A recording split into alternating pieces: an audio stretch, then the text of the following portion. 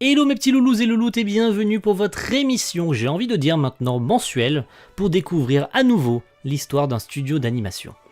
Dans l'une des vidéos que j'ai faites expliquant mon avenir sur YouTube et la chaîne en général, j'ai fait mention de ce format concernant sa durée et j'ai bien pris en compte toutes vos remarques. Je vais donc essayer de faire en sorte que cela dure entre 6 et 8 minutes. Considérez donc l'histoire de ce mois-ci comme un test. Sans plus vous faire attendre, découvrons ensemble l'histoire d'un studio qu'on ne présente plus.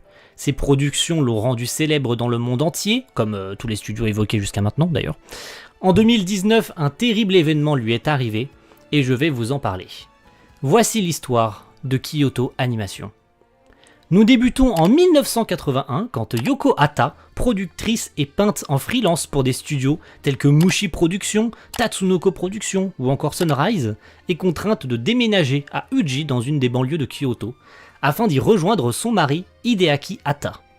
Dans un élan de vouloir devenir indépendante, elle fondera la même année Kyoto Anime Studio, renommé rapidement en, vous vous en doutez, Kyoto Animation. 4 années s'écoulèrent jusqu'au 12 juillet 1985, durant laquelle le studio obtiendra une structure légale afin d'être reconnu juridiquement comme un vrai studio. Par la même occasion, elle nommera son mari Hideaki Hata président. Pendant ces années-là, le studio n'effectuait que de la retouche post-production, c'est-à-dire reprendre et corriger des épisodes déjà terminés pour d'autres studios, afin de les voir sortir un peu plus tard en cassette, voire en laserdisc, car oui, le DVD n'existait pas encore. Il travaillait pour plusieurs studios tels que Shin-Ei Animation, Studio Pierrot ou encore Tatsunoko Productions.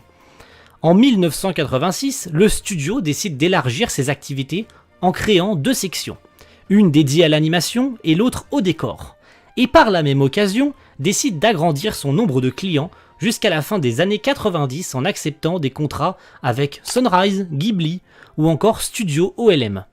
Tout ça en restant fidèle envers leurs clients de départ, c'est-à-dire Pierrot et Tatsunoko. En 1998, quelques années plus tard, le studio signa sa toute première coproduction avec le Studio Pierrot sur la série Fantasy Lala. De là, des portes vont s'ouvrir à plusieurs autres coproductions avec Sunrise, Tatsunoko ou encore le Studio Gonzo.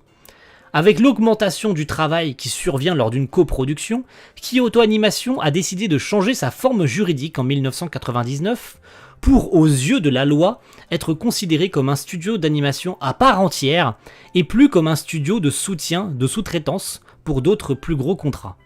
D'ailleurs, le 7 avril 2000, une filiale nommée Animation Do ouvra ses portes pour apporter encore plus de monde et surtout déléguer la plupart des sous-traitances là-bas. Il sera absorbé par Kyoto Animation en 2020, après de belles années d'existence. En 2003, Kyoto Anis stoppa l'arrivée de nouveaux contrats, afin de commencer à produire leur propre série animée, notamment le célèbre Full Metal Panic, réalisé par un ancien pilier du studio, le regretté Yasuhiro Takemoto. 2005 avec l'adaptation du visual novel R, réalisé par un autre pilier, Tatsuya Ishihara.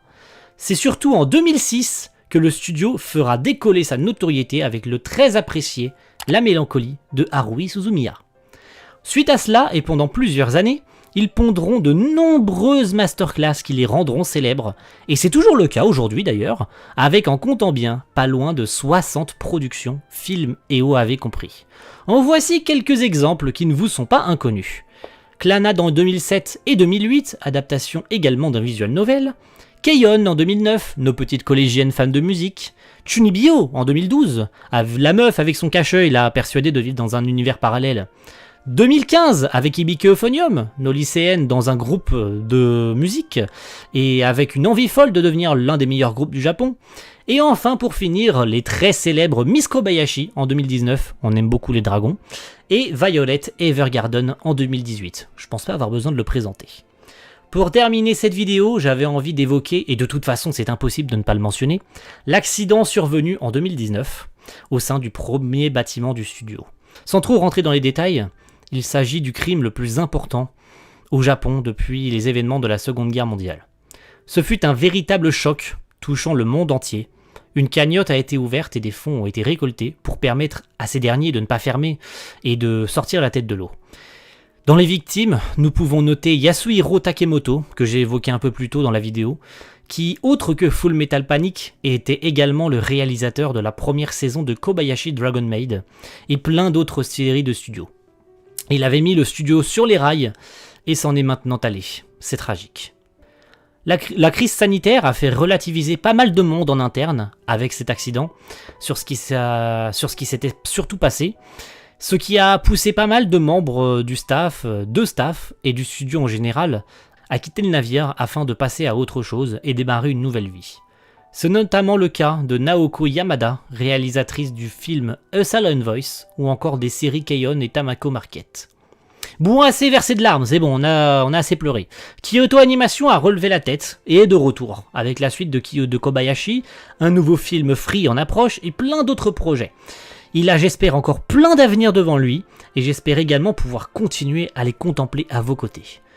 Merci à tous de m'avoir écouté, et on se retrouve le mois prochain, et je vais pouvoir vous teaser sur le prochain studio, je l'ai mentionné plusieurs fois durant cette histoire. Merci à tous, et à la prochaine. Ciao, bye.